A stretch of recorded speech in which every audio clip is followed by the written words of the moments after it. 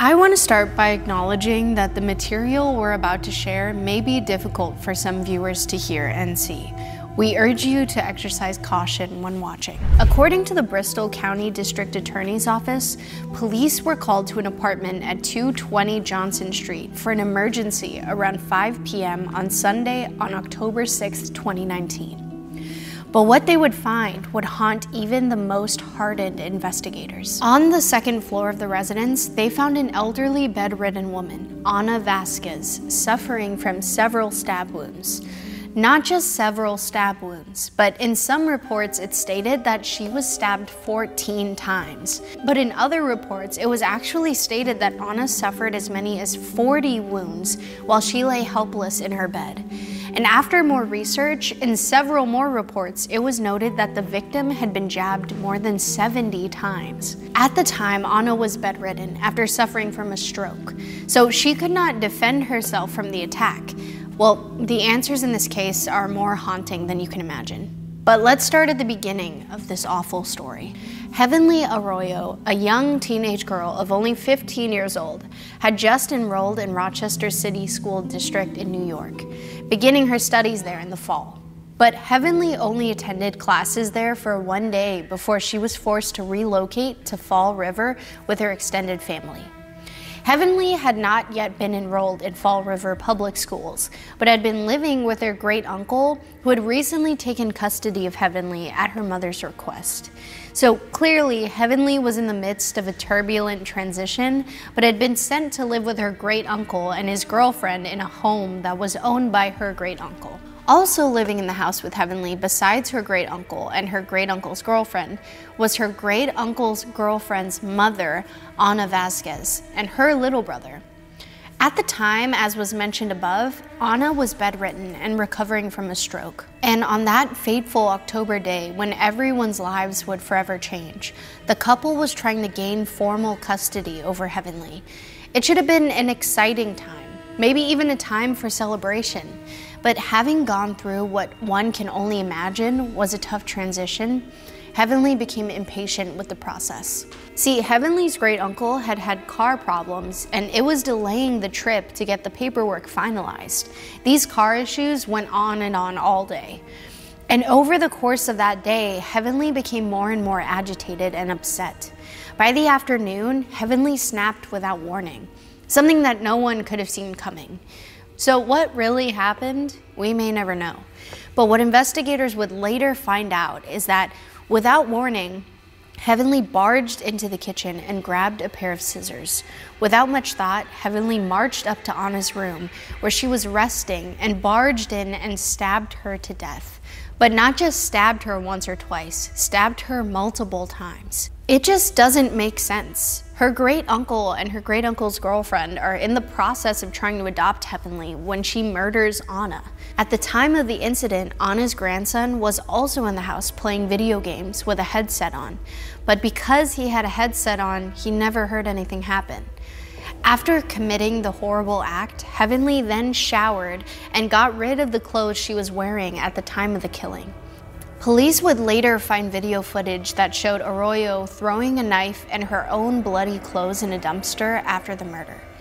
It was Ana's grandson who found Ana with multiple wounds and immediately called the police.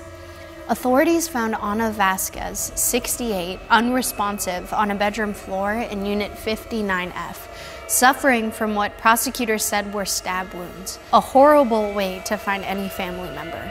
Ana was rushed to Charlton Memorial Hospital, but Ana was pronounced dead less than an hour after police arrived at the apartment. It was clear that this was not an accident and that someone had murdered Ana in cold blood. Investigators were quick to canvass the area and interview all the possible witnesses, which included the family of the victim and Heavenly. Heriberto Marin, who lives in the building around the corner from where the murders happened, said he was home with his children when police arrived, and that "I'm always at home, and yesterday I saw the police ambulances. There were a lot of police everywhere," he said. Marin said he was surprised to learn that a resident in the same apartment complex had been murdered, and added, "This is a community I've never had any problems in," he said. This is a friendly community. When questioned by investigators about the crime, Heavenly denied her involvement. By the time investigators were questioning Heavenly, it's not hard to imagine that the weight of what she had done was probably coming down on her. But rather than confess, Heavenly told investigators that she had seen a masked man running from the home. Heavenly said she was outside the house and saw a masked man running away, but this story would not hold up very long. While investigating the crime scene, police made an important discovery that would help solve this case. While outside the residence, police began to investigate a dumpster. Inside the dumpster, police would find something truly grim and haunting. Inside the dumpster, police recovered crucial items that appeared to be covered in blood. Some of these items were garments of clothing. This clothing was later identified as being similar to a garment one of the victim's family members said Heavenly had been wearing. The most haunting part of this crime is the why at the center of it. Clearly, this was not a well-planned-out crime, or even a well-thought-out crime.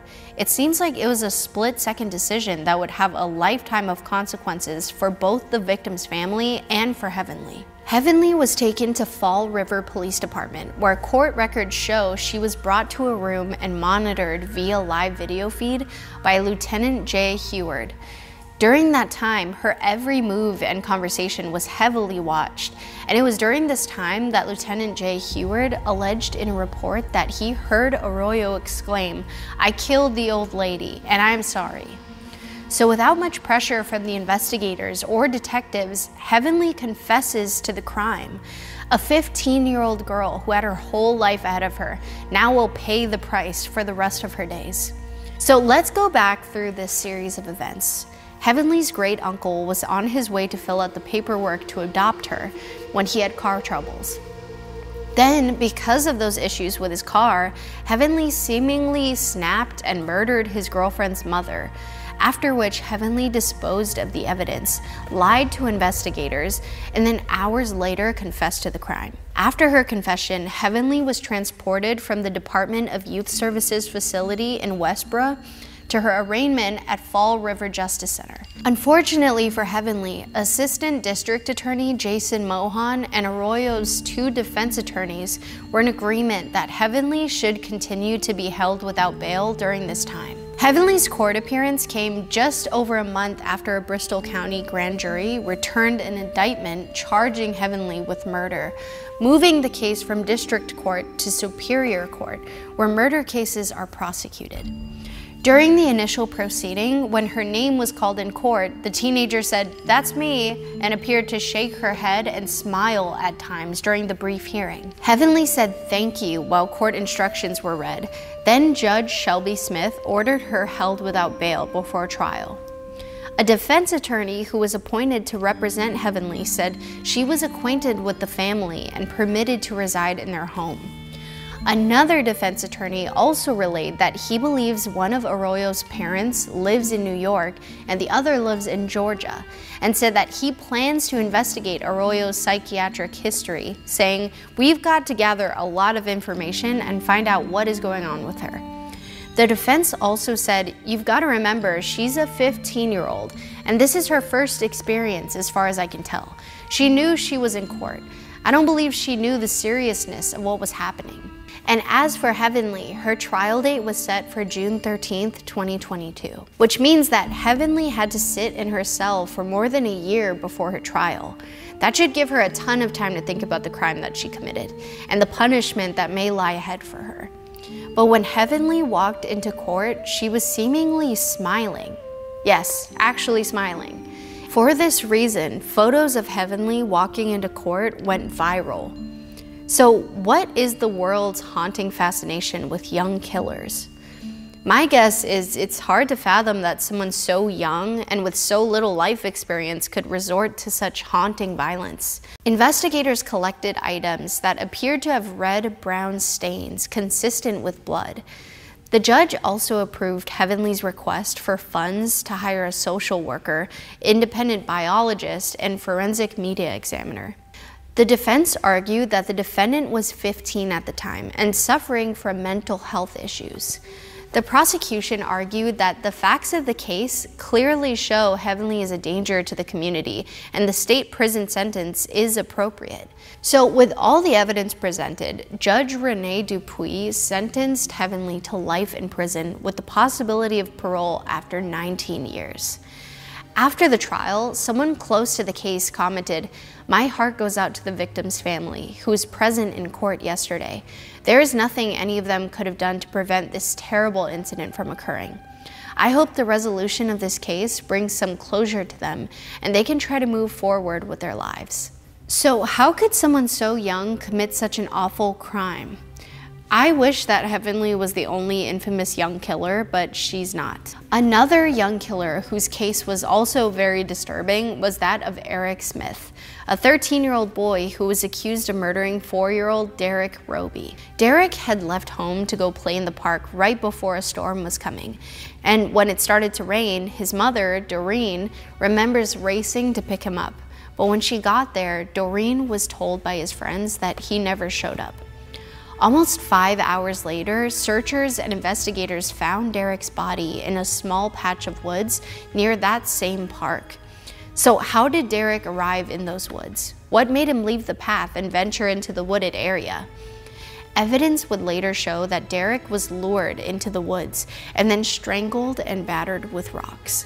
A banana from Derek's lunch bag was found smashed near his body, and his Kool-Aid was poured into his wounds. Truly horrific details for a crime committed against someone so young. The assumption from investigators was that Derek's killer had to be an adult from their town. While worried parents in Savona kept their children inside, police began searching for possible suspects and any information that could lead to a suspect. As the investigation went on, a local boy, Eric Smith, was interviewed by the police. Eric told investigators he was riding his bike when he saw Derek across the street from him. This encounter was near the patch of woods where his body was found, and around the time of Derek's murder, a startling discovery to say the least. During Eric's interview, he went on to accurately describe Derek's t-shirt and lunch bag. One investigator believed Eric could have witnessed something related to the murder, so they asked him to lead them back to where he had seen Derek on the day of his murder. Investigators and detectives met Eric at the location where he had told them he saw Derek. They videotaped Eric as he rode his bike and then proceeded to reenact the moment he saw him. The investigators quickly realized Eric could not have seen all that he described to them from the distance he claimed to be, which was the first hole in Eric's story they found. Investigators and Eric's family started to believe that he knew more than he was telling them. With a lot of investigating and digging from the family, the words Eric's grandmother heard would leave the family changed forever. Eric said to his grandmother, "I'm sorry, Mom, I'm sorry. I killed that little boy." Eric then later confessed to law enforcement and provided details on how he killed the 4-year-old. Police announced Eric's arrest, which made national headlines and became a media sensation for the same reason Heavenly's case garnered so much attention. People were perplexed by how such a young and innocent-looking boy could commit such a heinous crime. Later, a grand jury would indict 13-year-old Eric Smith on a second-degree murder charge, and he would be tried as an adult. While Heavenly and Eric's case seem like an anomaly, they are not. Another case of a young killer, or rather killers, surrounds Mary Bell and Norma Bell. And while they share the same last name, they are not related. These two young people were charged with 2 counts of manslaughter. So what happened in this haunting case? Mary was 10 years old when she was accused of killing 2 preschool-age boys in 1968. Mary was convicted of manslaughter in relation to both murders in December 1968 when she was 11 years old. One of her accomplices in at least one of the murders was 13-year-old Norma, who was later acquitted of all charges. The most haunting part of these cases is the seemingly lack of remorse and the brutality of the crimes. It's truly haunting and disturbing. Another truly awful, disturbing case is that of Alex and Derek King. On November 26, 2001, Terry King, who was a decent, loving, hardworking, and respected human, was ambushed by his 2 sons, Alex and Derek, and bludgeoned to death in his sleep. Then they set their house on fire in an attempt to hide evidence, which was an idea which they got from watching a TV show. Both Alex and Derek claimed at different times that their father was abusive, but no evidence had ever been found to support these claims. They have lied repeatedly while in custody to the point where it's hard to know what's true. What police now suspect is that Alex wanted his father dead and set about to convince his bigger brother, Derek, to physically perform the killing. Derek could have been convinced to kill their father because Alex lied about accounts of abuse. Derek and Alex eventually pleaded guilty to third-degree murder and arson as part of a plea deal. Derek was sentenced to 8 years in prison, while Alex was sentenced to 7 years. Even with their sentences, Alex King was released in April 2008, and Derek King was released in March 2009 after serving their time in separate prisons. Another young killer was teenager Daniel Bartlett, who beat his mother to death with a hammer and burned her body inspired by a Coronation Street plot and was sentenced to 16 years in jail. Daniel initially told police his mother, Jacqueline, had been killed by an intruder at their home in Red Hill, Nottingham. But then he changed his story, claiming he had killed her after losing control following an argument. But after examining his computer, detectives recovered a deleted story in which a character called Daniel Bartlett killed his mother in the same circumstances as the way his mother was killed. Nottingham Crown Court heard the teenager had been inspired by a plot in Coronation Street, in which one of the characters, John Stape, killed a woman with a hammer. Daniel tried to deny the murder charges and claimed he had been provoked, but he was unanimously convicted by a jury.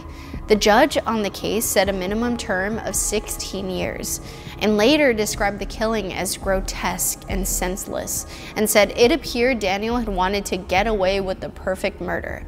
A truly chilling tale. A lot of these cases highlight the abuse of elderly people. It's important to note that abuse can happen in many places, including the older person's home, a family member's house, an assisted living facility, or a nursing home. The mistreatment of older adults can be by family members, strangers, healthcare providers, caregivers, or friends. Elderly abuse is common, but abuse in general can happen to anyone, no matter the person's age, sex, race, religion, or ethnic or cultural background. Each year, hundreds of thousands of adults over the age of 60 are abused, neglected, or financially exploited. This is called elder abuse. Physical abuse happens when someone causes bodily harm by hitting, pushing, or slapping. This may also include restraining an older adult against his or her will, such as locking them in a room or tying them to furniture. Emotional abuse, sometimes called psychological abuse, can include a caregiver saying hurtful words, yelling, threatening, or repeatedly ignoring the older adult. Keeping that person from seeing close friends and relatives is another form of emotional abuse. Neglect occurs when the caregiver does not try to respond to the older adult's needs. This may include physical, emotional, and social needs, or withholding food, medications, or access to health care. Abandonment is leaving an older adult who needs help alone without planning for his or her care. Abuse involves a caregiver forcing an older adult to watch or be part of sexual acts. Financial abuse happens when money or belongings are stolen from an older adult.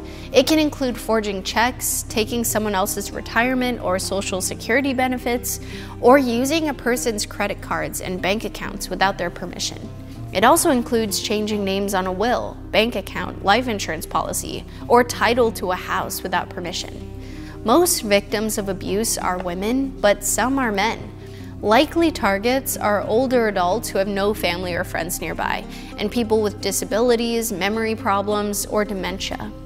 Abuse can happen to an older adult, but often affects those who depend on others for help with activities of everyday life, including bathing, dressing, and taking medicine. People who are frail may appear to be easy victims. What are signs of abuse? You may see signs of abuse or neglect when you visit an older adult at home or in an elder care facility. You may notice the person stops taking part in activities he or she enjoys, looks messy, with unwashed hair or dirty clothes, has trouble sleeping, loses weight for no reason, becomes withdrawn or acts agitated or violent, displays signs of trauma like rocking back and forth, has unexplained bruises, burns, cuts, or scars, has broken eyeglasses, slashed frames, or physical signs of punishment or being restrained, develops bed sores or other preventable conditions, lacks medical aids, glasses, walker, dentures, hearing aid, medications, has an eviction notice for unpaid rent, notice of late mortgage or home eviction, has hazardous, unsafe, or unclean living conditions, displays signs of insufficient care or unpaid bills despite adequate financial resources.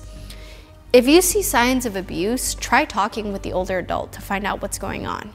For instance, the abuse may be from another resident and not from someone who works at the nursing home or assisted living facility. Most importantly, get help or report what you see to Adult Protective Services. You do not need to prove that abuse is occurring. Professionals will investigate. Who can help? Elder abuse will not stop on its own.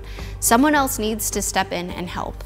Many older adults are too ashamed to report mistreatment, or they're afraid if they make a report, it will get back to the abuser and make the situation worse. If you think someone you know is being abused physically, emotionally, or financially, talk with him or her when the two of you are alone. You could say you think something is wrong and you're worried.